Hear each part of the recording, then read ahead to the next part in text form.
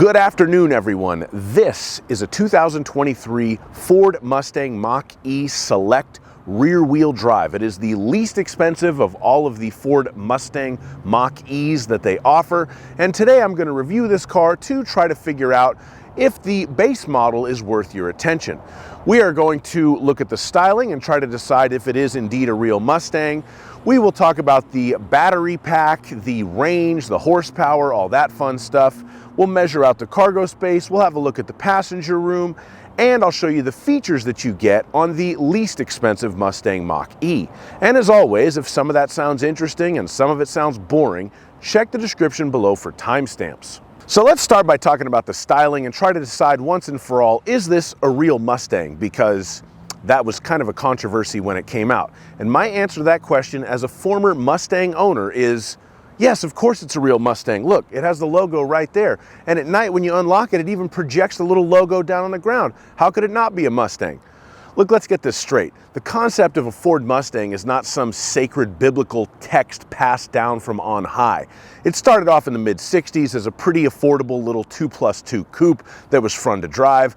By the early 1970s, you got the Mustang Mach-1s, which were giant, bloated, fast in a straight line, but handled horribly. Then they downsized it to the Mustang II, which was based off the Pinto, couldn't even catch a cold.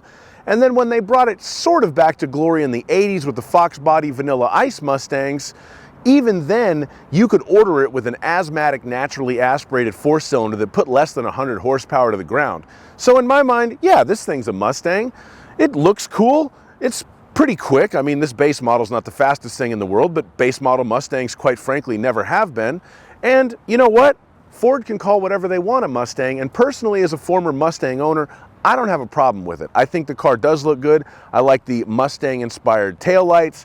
I like the headlights. I like the profile of the car. I think that as far as electric cars go, my favorites are either this or the Hyundai Ioniq 5 for completely different reasons because they're completely different cars.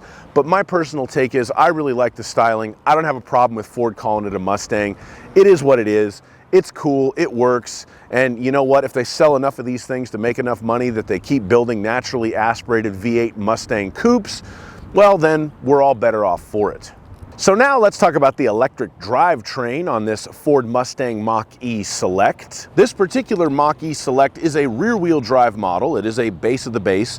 So it has a 72 kilowatt hour usable battery and an estimated 250 miles of range. The range number would go down to 226 if it would have had the optional all-wheel drive system. And this car has 266 horsepower and 317 torque. Quite frankly, it is fun enough to drive, but it's not a super crazy powerhouse of an electric car. If you roll up the ramp in Mustang Mach-E world, especially to a GT, that changes quite a bit. Those cars are very, very quick, but this one is just acceptable, but it does its job fine, and the 250 miles of range is a usable amount. This powertrain is also standard on the Mach-E Premium, which is the next trim level up, but you do have the option of the 91 kilowatt hour battery on that one to give you extended range over 300 miles. And if you step up to the California Route 1, that comes standard with the 91 kilowatt hour battery. And then of course you go to the Mach-E GT where things just go nuts. All right, now we're going to measure out the cargo space. So let's open the rear hatch and do just that.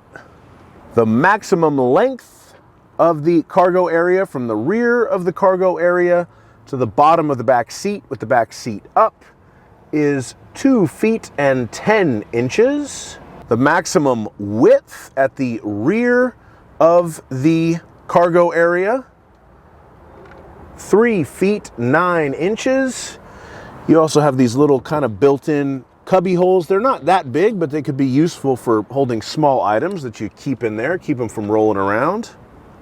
The width of the cargo area at its narrower point in between the wheel wells is 3 feet and 5 inches.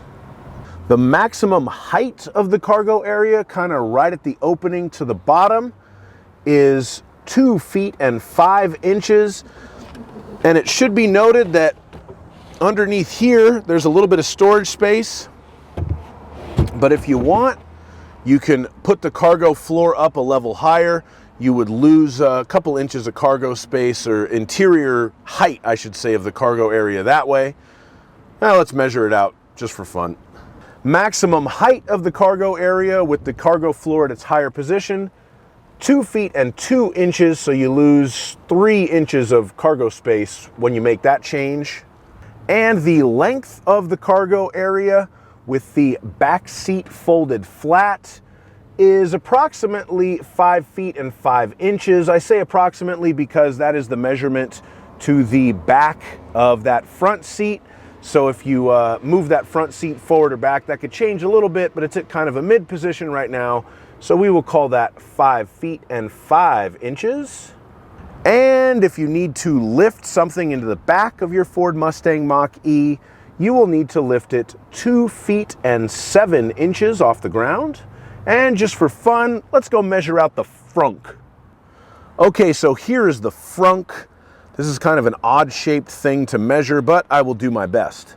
The width of the frunk at its widest point, from there to there, 3 feet. The depth of the frunk, from there down to the bottom, 1 feet and 2 inches. The width right here, I might not even be using the correct terminology, but from the front of the frunk to the back of the frunk, you have 9 inches. So that is the frunk space in a Ford Mustang Mach-E. Now we'll measure out the passenger space, and for this measurement I'll use myself. I'm 6'5", so let's see if I can sit behind myself in a Mustang Mach-E.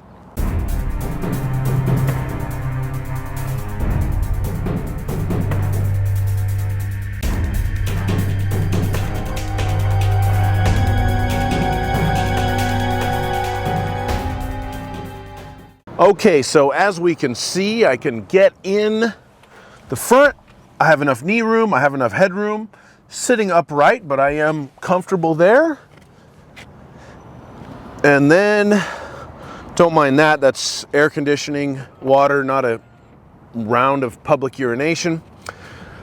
If I sit in the back, I have just enough knee room and just enough headroom with the fastback roofline, so I do fit behind myself in the back of a Mustang Mach-E.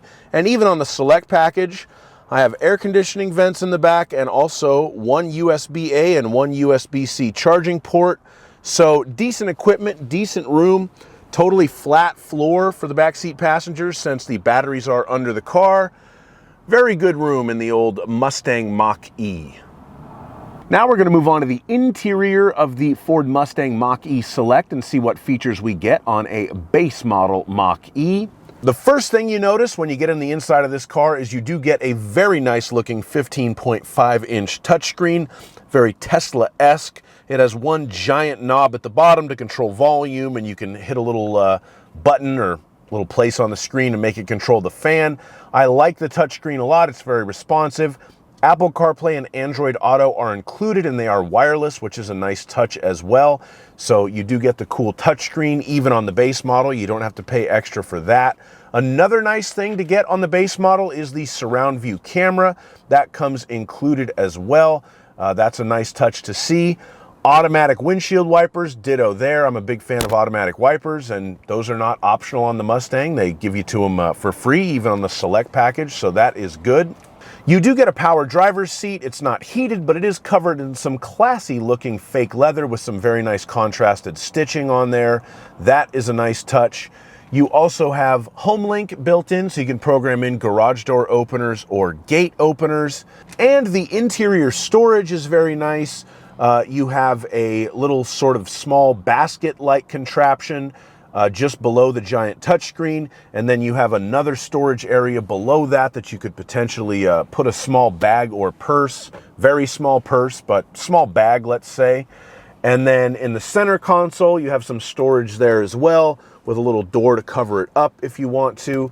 You have a 12-volt power outlet in there for charging needs, and you also have a USB-A and a USB-C port kind of below and forward from the big touchscreen, so you have plenty of ways to charge your devices in the Mustang Mach-E. Now we'll move on to the safety features, and you do get a good set of standard safety features on the Mach-E Select. We have the pre-collision assist with automatic emergency braking.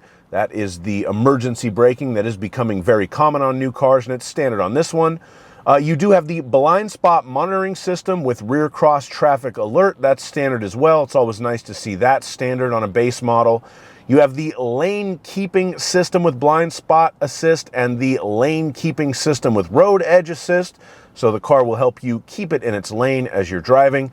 You have the rear view camera with the aforementioned surround view camera, automatic high beams, and you have rear parking sensors, so it'll beep at you if you're getting close to something in the rear, and that comes with reverse braking assist. So you also have the automatic braking if it thinks you're going to hit something when you're going backwards.